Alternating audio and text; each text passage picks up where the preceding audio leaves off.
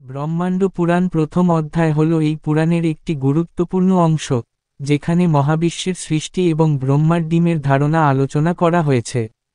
এই অধ্যায় মহাবিশ্বের বিভিন্ন স্তর, সময় এবং মহাপ্রলয় সম্পর্কে বিস্তারিত বিবরণ রয়েছে।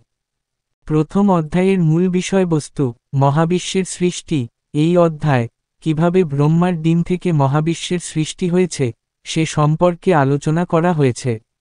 মহাবিশ্বের বিভিন্ন স্তর এবং তাদের বৈশিষ্ট্য এখানে বিস্তারিতভাবে তুলে ধরা হয়েছে। সময়কে একটি মাত্রা হিসেবে আলোচনা করা হয়েছে এবং কল্প ও যুগের বিবরণও এখানে পাওয়া যায়। মহাপ্রলয়, মহাবিশ্বের ধ্বংস এবং পুনরায় সৃষ্টির প্রক্রিয়া সম্পর্কে আলোচনা করা হয়েছে। ভগবান ও দেবদেবী, এই অধ্যায় বিভিন্ন দেবতা, ঋষি এবং অগ্নির কথা উল্লেখ করা হয়েছে। ভূগোল, জম্বুদ্বীপ ও ভারতবর্ষের ভৌগোলিক বিবরণ এবং বিভিন্ন দ্বীপ ও স্থানের উল্লেখ রয়েছে। ব্রহ্মাণ্ড পুরাণ হিন্দু ধর্মের একটি গুরুত্বপূর্ণ পুরাণ এবং এই প্রথম অধ্যায়ের একটি মৌলিক অংশ। এটি মহাবিশ্বের সৃষ্টি, সময় এবং অন্যান্য গুরুত্বপূর্ণ বিষয় সম্পর্কে জ্ঞান প্রদান করে। জয় ব্রহ্মাণ্ড পুরাণ প্রথম অধ্যায়। প্রণাম করা উচিত নারায়ণ, নরোত্তম নর এবং দেবী সরস্বতীকে। ওদের জয়কীর্তন করা উচিত। দেবতা ঈশানকে প্রণাম করা উচিত। তিনি নিখিল জগতের পতি, তিনি ধ্রুব, শাশ্বত এবং অবিনাশী। তিনিই মহাত্মা মহেশ্বর। প্রণাম জানানো উচিত ব্রহ্মাকে। তিনিই সর্বজ্ঞ, তিনি অপরাজিত লোকস্রষ্টা। তিনি সাধুশ্রেষ্ঠ, কুচ ভবিষ্যৎ বর্তমানের নিয়ন্তা। কেবলমাত্র সেই আনবাণী পুরাণ আজ্ঞান বিবৃত করতে পারেন যার মধ্যে নিম্নলিখিত সকল গুণের সমাহার ঘটে গেছে। যার জ্ঞান ও বৈরাগ্য অতুলনীয়, যিনি স্থৈর্য, সত্য, করুণা ও ঐশ্বর্যের অধিকারী, যিনি লোকস্রষ্টা এবং লোকতত্ত্বজ্ঞ, এই বিশ্বের সকল প্রাণীকে যিনি সৃষ্টি করেন, যিনি এই নিখিল বিশ্বের সদাত্মক ও অসদাত্মক উভয় ভারপদাবেই সতত অবলোকন করেন, যার মনে কখনো কোনো অবসাদ আসে না, যিনি যোগালম্বী এবং যোগী। সেই মতে আমি পুরাণ আখ্যান জানতে ইচ্ছুক। আমি জগৎপতি লোকসাক্ষী অজ এবং বিষ্ণুর শরণাপন্ন হলাম। ব্রহ্মা, বিষ্ণু মহেশ, অভিশ্রেষ্ঠ মহাত্মা বশিষ্ঠ, তার পৌত্র অতি যশস্বী ঋষি যতুকর্ণ, পুণ্যাত্মা কৃষ্ণ দ্বৈপায়নকে স্মরণ করে আমি বেদ সম্মত ব্রহ্মাণ্ড পুরাণ কীর্তন করছি। এই পুরাণ শব্দ, অর্থ, যুক্তি সমন্বিত এবং বিবিধ শাস্ত্রবাক্য ভূষিত। একসময় অনুলতি ভূপতি শ্রেষ্ঠ রাজন নরুন্দ এই ভূমণ্ডল শাসন করতেন। তখন সংযত আত্মা, সত্যব্রত পরায়ণ ঋষিরা বিশিষ্ট ধর্মক্ষেত্র কুরুক্ষেত্রে পবিত্র দুঃসংস্কৃতি নদীর তীরে দীর্ঘকাল ব্যাপী এক যজ্ঞ করেন। এই যজ্ঞে অংশ গ্রহণকারী ঋষিরা সবাই ছিলেন সরল, রজতজ্ঞজন শূন্য এবং মাৎসর্য দোষ বর্জিত। সেই ঋষিরা ছিলেন যাশাস্ত্র দীক্ষিত নৈমিষারণ্যবাসী। তাদের দেখবার জন্য পৌরাণিক প্রবর মহাবুদ্ধি সুত ওই স্থানে সমাগত হয়ে অশ্রুতপূর্ব বক্তৃতার দ্বারা শ্রোতাদের রোমরাতি হর্ষিত করেছিলেন। এই কাজের জন্যই পরবর্তীকালে রোমহর্ষণ নামে তিনি এই পৃথিবীতে প্রশংসিত হন। রোমহর্ষণ ছিলেন ধীমান বেদব্যাসের শিষ্য। তিনি একস্বশ্রুতি, সদাচারনিমি ও মেধাবী রূপে ত্রিলোক বিষাদ ছিলেন। নিখিল পুরাণ ও বেদ তার অধিগত ছিল। ফুলে উগত ঔষধির মতোই তার পরিভাষা। সেই ন্যায়বিদসূত কুরুক্ষেত্র প্রান্তে যজ্ঞাসীন ন্যায় বুদ্ধি সম্পন্ন সেই সব মুনি পুক্ষবদের কাছে গেলেন। করজোড়ে তাদের প্রণাম করলেন। এইভাবেই তিনি ওই ঋষিশ্রেষ্ঠদের যথাযোগ্য আপ্যায়িত করার চেষ্টা করলেন। প্ররাত্তরে যজ্ঞদীক্ষিত ঋষিবৃন্দরাও মহাত্মা সুতের প্রতি প্রীত হয়ে তাকে যথাবিহিত শ্রদ্ধা ও পূজা নিবেদন করলেন। সমীপে অতি বিশ্বস্ত বিদ্বান ও সত্যনিষ্ঠা সুকে দেবে সেই ঋষিদের অন্তর পুরাণ করা শ্রবণের ইচ্ছায় ব্যাকুল হয়ে উঠল। সেই সময় ওই দীর্ঘকালব্যাপী যজ্ঞস্থলে উপস্থিত ছিলেন সর্বশাস্ত্র সৌনক। তিনি ইঙ্গিত দ্বারা মুনিবৃন্দের অভিপ্রায় বুঝতে পারলেন এবং শুনকে পুরাণ ব্যাখ্যায় প্রবৃত্ত করতে সচেষ্ট হলেন। বিনয় সহকারে শুনকে উদ্দেশ্য করে তিনি বললেন, দ্রুত তুমি ইতিহাস পুরাণে কৌতূহলী হয়ে মহাবুদ্ধি ব্রহ্মাণ্ড শ্রেষ্ঠ ভগবান শ্রী শ্রী ব্যাসদেবকে উত্তমরূপে উপাসনা করেছিলেন। অতীতেও তুমি তার পুরাণ আশ্রয়ী মতিকে দহন করেছিলে। এই মুহূর্তে তোমার থেকে অধিক পুরাণ ব্যাখ্যা কেউ জানে না। হে মহাবুদ্ধি সুত, এই ধীমান ঋষি প্রবরেরা তোমার কণ্ঠে পুরাণ শুনতে অভিলাষ করছেন।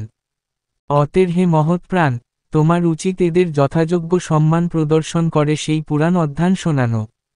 আজ এই পবিত্র প্রান্তরে ঈশ্বর বিভিন্ন গোত্রীয় ব্রহ্মবাদী মহাত্মারা সপুত্র সমাগত হয়েছেন, তুমি এদের পুরাপ কথা শ্রবণ করাও। এরা পুরাণের মাধ্যমে নিজ নিজ বংশাবলী শ্রবণ করুন।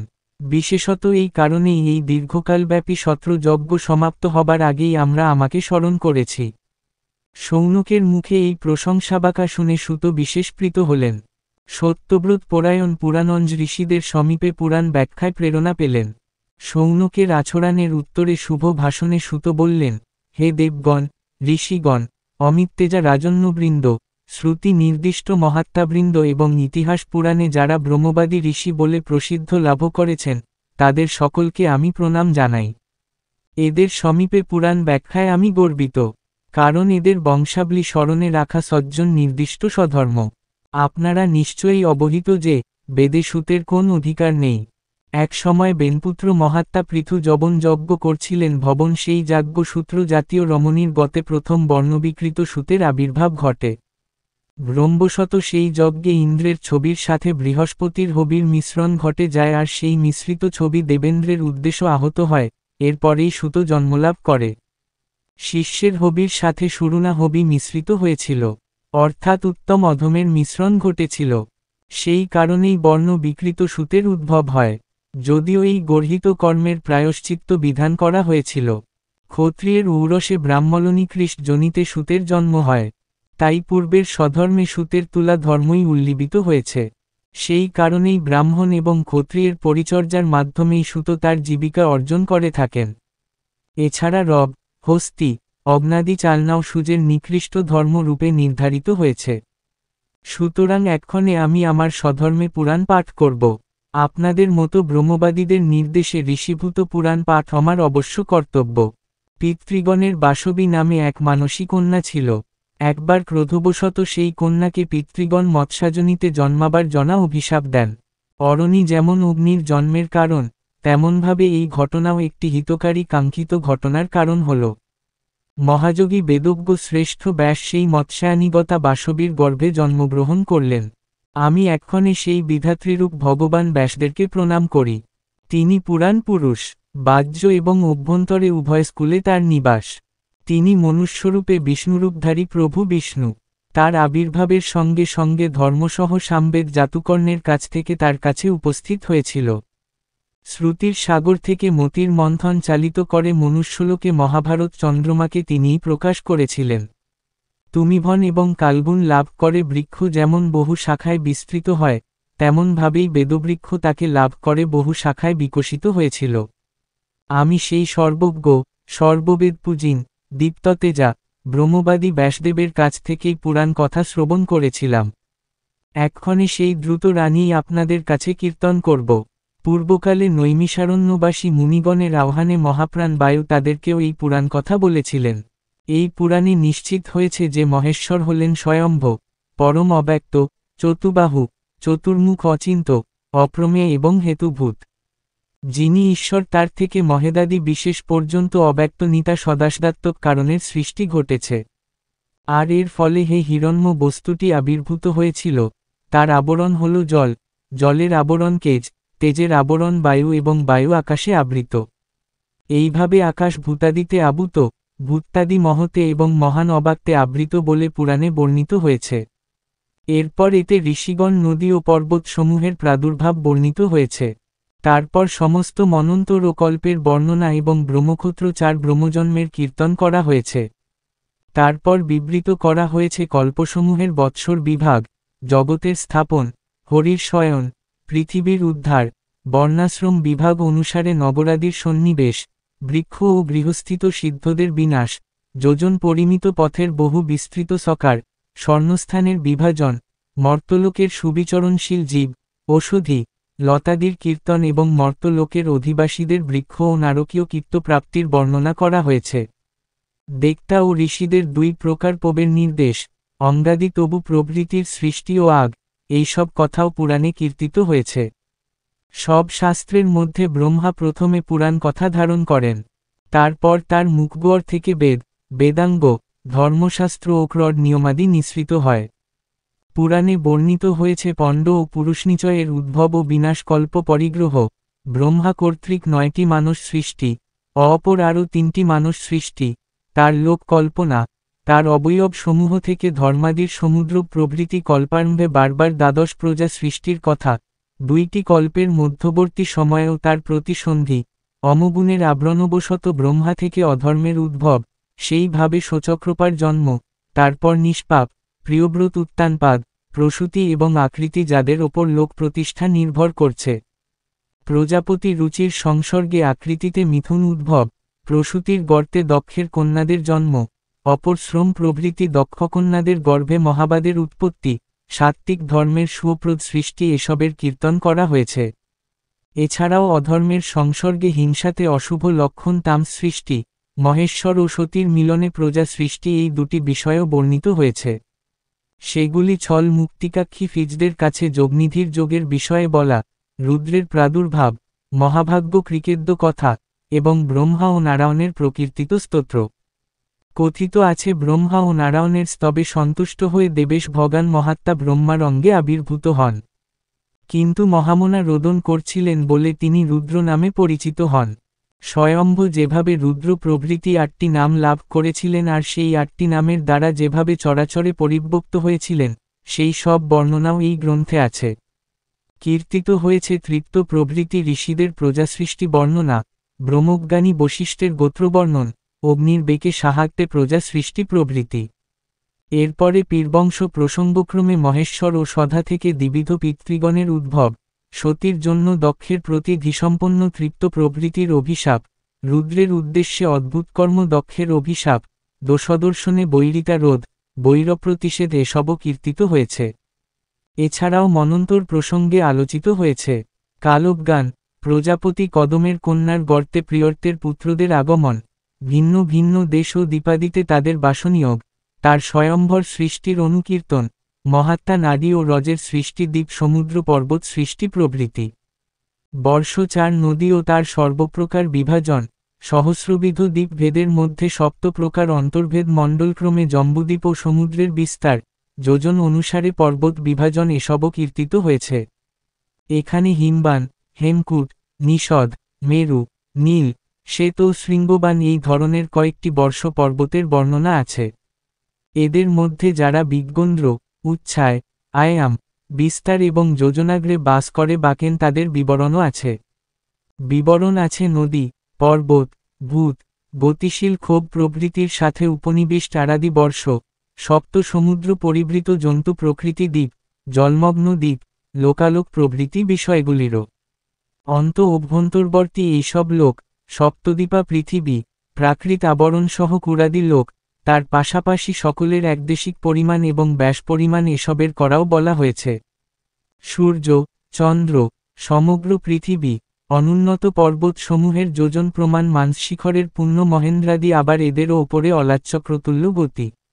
নাগরিথি অজবিঘির লক্ষণ 2টি কাটা ও 2টি লেখা, মণ্ডল, যোজনা, লোকালোক, সন্ধ্যা, বিষয়ানুসারে দিন, ঊর্ধ্বস্থিত ও চতুর্দিকস্থিত লোকলাল, পিতৃলোক, দেবলোক, গৃহস্থ ও সন্ন্যাসীদের রজ ও সত্ত্বগুণাশ্রয় বসর যথাক্রমে দক্ষিণপর্য ও উত্তরপথে প্রাপ্তি, ধর্মাদি দ্বারা অবিষ্ঠিত বিষ্ণুপদ, খোর সামথাবলে সূর্য, চন্দ্র, গ্রহ ও জ্যোতিষ্ক পদার্থের সভার এবং তদনুসারে প্রজাদের শুভাশুভ প্রয়োজন, বংশে স্বয়ং ব্রহ্মার নির্মিত সৌরভ যার সাহায্যে স্বয়ং অপবান স্বর্গে গমন করেন, আর যে রথে অধিষ্ঠান করেন দেবগণ, আদিত্যগণ ও ঋষিগণ এসব কিছুর বর্ণনাও আছে।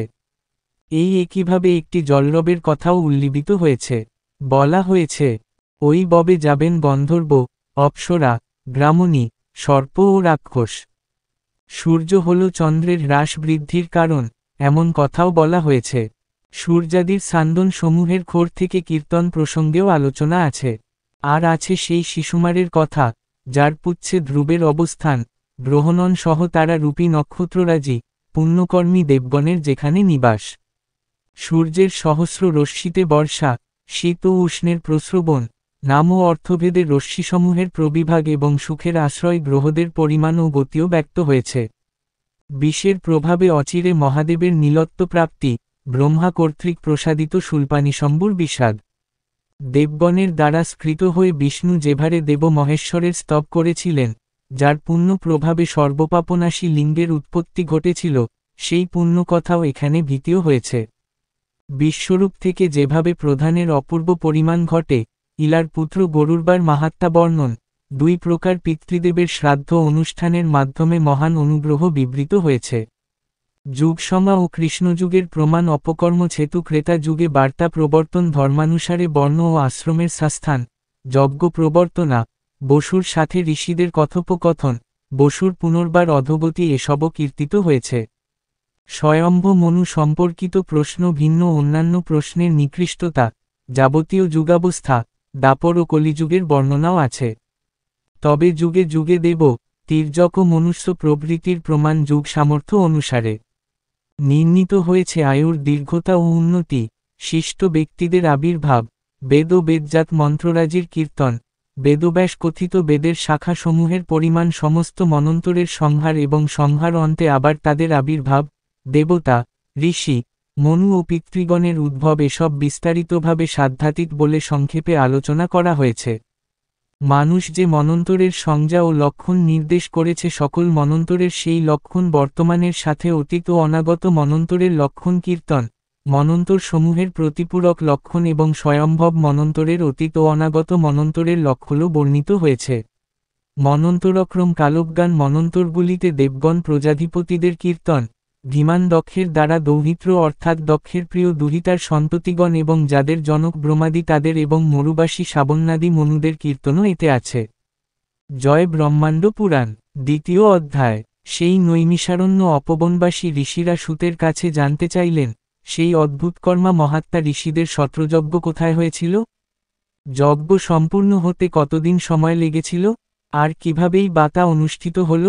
তারা আরও জানতে চাইলেন, আর বায়ুই বা কিভাবে তাদের কাছে পুরাণ কথা বলেছিলেন? বৎস সুত, আমাদের অত্যন্ত কৌতূহল হচ্ছে, তুমি আমাদের কাছে সবকিছু বিস্তারিতভাবে বল। ঋষিবর্গের এই আন্তরিক আগ্রহ দেখে সুত তার স্বভাবসিদ্ধ শুভ ভাষণে বললেন, হে বীরবৃন্দ, সেই নৈমিষারণ্যবাসী ঋষিরা যে স্থানে সেই উত্তম সত্রযজ্ঞটির অনুষ্ঠান করেছিলেন, ওই পবিত্র যজ্ঞটি যৎকাল চলেছিল এবং যেভাবে চলেছিল সবই আপনাদের সমীপে আনুপূর্বিক বিবৃত করছি। আপনারা মন দিয়ে শুনুন। পুরাকালে যে স্থলে বিশ্বসৃষ্টির কামনায় বহু বৎসর ধরে বিশ্বস্রষ্টারা পূর্ণ সযজ্ঞের অনুষ্ঠান করেছিলেন, যে স্কুলে ইলার পত্নীত্ব ও স্বামিত্ব লাভ হয়েছিল, যে স্থলে বুদ্ধিমান মহাতেজা যমসত্র যজ্ঞানুষ্ঠান করেছিলেন, ভ্রমণরত ধর্মচক্রের নেমি বিশীর্ণ সেই স্থানটি সর্বমুনিপূজিত নৈমিষ নামে প্রসিদ্ধ লাভ করেছে। এই স্থলের মহিমা শেষ হবার নয়। এই স্থলের ওপর দিয়েই সিদ্ধচরণ সেবিকা পূর্ণ গোমতী প্রবাহিত হয়েছে। রোহিণী, এখানেই মহাত্মা বশিষ্ঠের জ্যেষ্ঠ পুত্র সৌমাকৃতি শোকত্রীকে প্রসব করেছিলেন। এখানেই অরুন্ধতীর গর্ভ থেকে বশিষ্ঠের মহাতেজস্বী 100 পুত্রের জন্ম হয়েছিল। এখানে দাঁড়িয়েই বশিষ্ঠ তনয় শোকত্রী রাজা কন্মসপাদকে অভিশাপ দিয়েছিলেন। এখানেই বিশ্বামিত্র এবং বশিষ্ঠের চরম বিরোধ উপস্থিত হয়েছিল। শুধু তাই নয়, এখানেই অদৃশ্যম্ভীর গর্ভে পরাশর মুনি জন্মগ্রহণ করেন এবং তার জন্মের ফলে বশিষ্ঠের পরাভব অপগত হয়েছিল। হে ঋষিবৃন্দ, পুরাকালে সেই অঞ্চলটি ব্রহ্মবাদী, নৈমিষেয় নামে পরিচিত লাভ করেন। ওই স্থানে সেই সকল ধীমান ঋষিদের যজ্ঞ 12 বর্ষ ধরে অনুষ্ঠিত হয়েছিল। অধ্যায় 2, দ্বিতীয় অধ্যায়। ওই সময় প্রবল পরাক্রান্ত রাজা পুরুর্বা বসুন্ধরা শাসন করেছিলেন। তার ধনতৃষ্ণা ছিল অত্যন্ত বেশি। তিনি 18 দ্বীপ ভোগ করেও ধনরত্নের প্রতি লোভ সংবরণ করতে পারেননি। এই লোভবশত তিনি বিন্দুমাত্র পরিতৃপ্ত হতে পারেননি। অবশেষে দেবহূতি দ্বারা প্রেরিত হয়ে উর্বশী তাকে পতিত্বে বরণ করেন। এইভাবেই তাকেই ধনলিঙ্গার কবল থেকে মুক্ত করার প্রচেষ্টা করা হয়। পুরুর্বা উর্বশীর রূপে মুগ্ধ হয়ে তার সাথে মিলিত হলেন। সাময়িকভাবে তার লক্ষ্য পরিবর্তিত হল। বৈবাহিক জীবনে প্রবেশ করে পুরুর্বা একটি সত্রযজ্ঞের আয়োজন করেছিলেন। কথিত আছে, পাপকের সংসর্গে গঙ্গা সেই মহাবলশালী দীপ্ততেজা পুরুর্বাকে গর্ভে ধারণ করেছিলেন। এই গর্ভ পর্বতে ন্যস্ত হয়ে সুবর্ণ আকার লাভ করে। পরবর্তীকালে নৈমিষারণ্যবাসী ঋষিরা যখন তারই শাসনকালে সযজ্ঞের অনুষ্ঠান করেন, তখন স্বয়ং বিশ্বকর্মা ও বৃহস্পতি ওই সুবর্ণের দ্বারা অমিত্তেজা হয়ে মহাত্মা ঋষিদের যজ্ঞস্থল সুবর্ণময় করে তুলেছিলেন। রাজা পুরুর্বা এই বিষয় সম্পর্কে সম্যক অবগত ছিল না। একদিন রাজা পুরুর্বা মৃগার উদ্দেশ্য ইতস্তত বিচরণ করতে লাগলেন। ঘুরতে ঘুরতে তিনি সেই যজ্ঞস্থলে এসে উপস্থিত হলেন। অতি আশ্চর্য, সেই হিরণ্ময় যজ্ঞভূমি দেখে তার মধ্যে লোভের প্রাবল্য দেখা দিল। তিনি লোভবশত হতবুদ্ধি হয়ে তৎক্ষণাৎ সেই সুবর্ণ গ্রহণে উদ্যত হলেন। তার এছেন আচরণ দেখে নৈমিষারণ্যবাসী ঋষিরা তার প্রতি অত্যন্ত ক্রুদ্ধ হয়ে উঠলেন। পুরুরবার পাপবৃত এই কাজে সম্পূর্ণ হল। তবন রাত্রিশেষে এক দৈববাণী হল। সেই দৈববাণীর অনুপ্রেরণায় সেই মহাত্মা মুনিরা কুসময় বোজের দ্বারা রাজন পুরুরবাকে প্রহার করলেন। সেই প্রহারে এখানে উর্বশীর পুত্র আয়ুর জন্ম হয়। নিষ্পেষিত হয়ে পুরুরবা হতোদ্যম হয়ে যান। মহীপতি আয়ু তপবনবাসী মুনিদের দ্বারা পরিবৃত হয়ে উত্তমভাবে ধর্ম আচরণ করতে লাগলেন। এই ব্রহ্মবাদী ঋষিরা তার প্রতিকৃত হন। তারা পুরুরবার প্রিয় পুত্র নর আয়ুকে রাজপদে স্থাপন করে ধর্ম প্রতিষ্ঠার জন্য পুনরায় যথাবিধি যজ্ঞ আরম্ভ করলেন। সেই সব মহাত্মা অদ্ভুতকর্মা ঋষিদের শত্রুযজ্ঞটি বিশ্বসৃষ্টিতে ইচ্ছুক বিশ্বস্রষ্টাদের অনুরূপ বিস্ময়কর হয়ে উঠেছিল। ওই যজ্ঞস্থল মহৎ ব্যক্তিগণের উপস্থিতিতে ধন্য হয়ে উঠল। সেই যজ্ঞস্থলে অগ্নি প্রভাবিশিষ্ট মুনিগণ, পিতৃগণ, দেবগণ, গন্ধর্বগণ, অপ্সরা ও সিদ্ধগণ ছাড়াও উপস্থিত ছিলেন প্রিয়সম বৈমানিকগণ, বালখিল্যগণ, মরীচিগণ, উত্তগগণ এবং চারণগণ। নানাবিধ মাঙ্গলিক দ্রব্যসম্ভারে এ যজ্ঞস্থল ইন্দ্রিপুরীর মতো শোভা পেতে লাগল।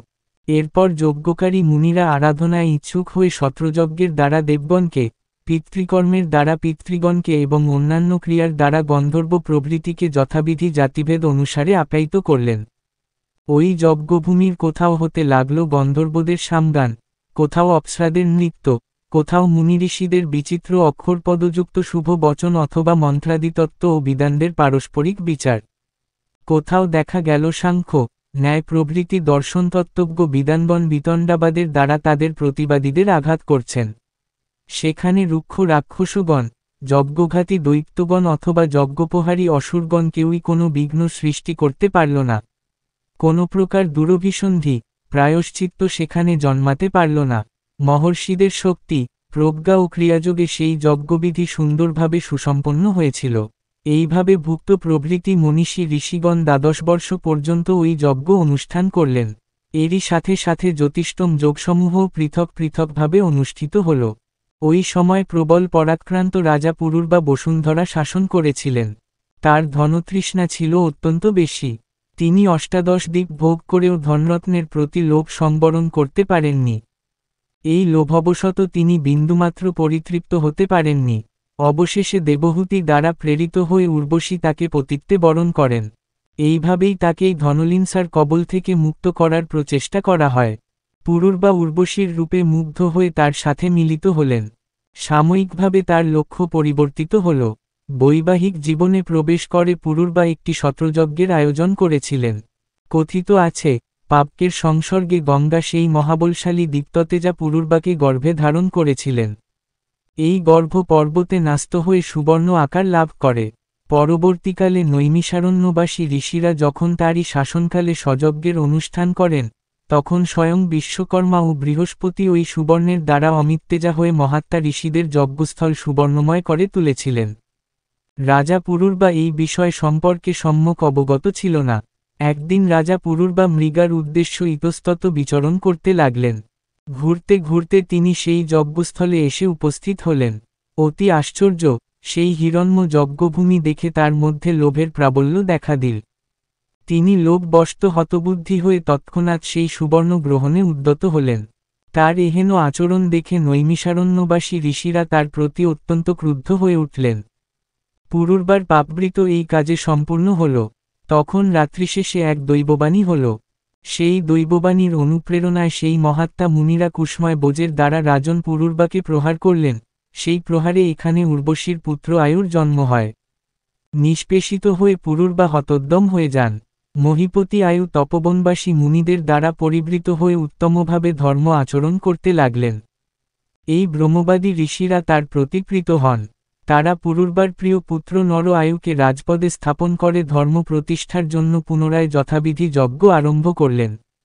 সেই সব মহাত্মা অদ্ভুতকর্মা ঋষিদের শত্রযজ্ঞটি বিশ্বসৃষ্টিতে ইচ্ছুক বিশ্বস্রষ্টাদের অনুরূপ বিস্ময়কর হয়ে উঠেছিল। ওই যজ্ঞস্থল মহৎ ব্যক্তিগণের উপস্থিতিতে ধন্য হয়ে উঠল।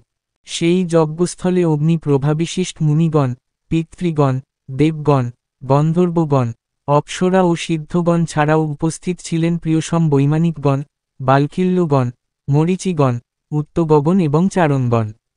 নানাবিধ মাঙ্গলিক দ্রব্যসম্ভারে এ যজ্ঞস্থল ইন্দ্রিপুরীর মতো শোভা পেতে লাগল। এরপর যজ্ঞকারী মুনিরা আরাধনায় ইচ্ছুক হয়ে সত্রযজ্ঞের দ্বারা দেবগণকে, পিতৃকর্মের দ্বারা পিতৃগণকে এবং অন্যান্য ক্রিয়ার দ্বারা গন্ধর্ব প্রভৃতিকে যথাবিধি জাতিভেদ অনুসারে আপ্যায়িত করলেন। ওই যজ্ঞভূমির কোথাও হতে লাগল গন্ধর্বদের সামগান, কোথাও অপ্সরাদের নৃত্য, কোথাও মুনিঋষিদের বিচিত্র অক্ষরপদযুক্ত শুভ বচন অথবা মন্ত্রাদিতত্ত্ব ও বিদানদের পারস্পরিক বিচার। কোথাও দেখা গেল সাংখ্য, ন্যায় প্রভৃতি দর্শনতত্ত্বজ্ঞ বিদানগণ বিতণ্ডাবাদের দ্বারা তাদের প্রতিবাদীদের আঘাত করছেন। সেখানে রুক্ষ রাক্ষসগণ, যজ্ঞঘাতী দৈত্যগণ অথবা যজ্ঞোপহারী অসুরগণ কেউই কোনো বিঘ্ন সৃষ্টি করতে পারল না। কোনো প্রকার দুরভিসন্ধি, প্রায়শ্চিত্ত সেখানে জন্মাতে পারল না। মহর্ষিদের শক্তি, প্রজ্ঞা ও ক্রিয়াযোগে সেই যজ্ঞবিধি সুন্দরভাবে সুসম্পন্ন হয়েছিল। এইভাবে ভুন প্রভৃতি মনীষী ঋষিগণ ১২ বর্ষ পর্যন্ত ওই যজ্ঞ অনুষ্ঠান করলেন। এরই সাথে সাথে জ্যোতিষ্ঠম যোগসমূহও পৃথক পৃথকভাবে অনুষ্ঠিত হল। এই যজ্ঞে অংশগ্রহণকারী যাজ্ঞিকগণ প্রত্যেকে অযুত পরিমাণ দক্ষিণা লাভ করলেন। হে দ্বিজগণ, যজ্ঞ সমাপ্ত হওয়ায় আপনারা যেমন আমাকে বংশকীর্তনের জন্য নির্দেশ দিলেন, সেই রকমভাবে সেই ব্রহ্মবাদী ঋষিরাও অমিতাত্মা বায়ুকে বংশ বর্ণনার জন্য নির্দেশ দিয়েছিলেন।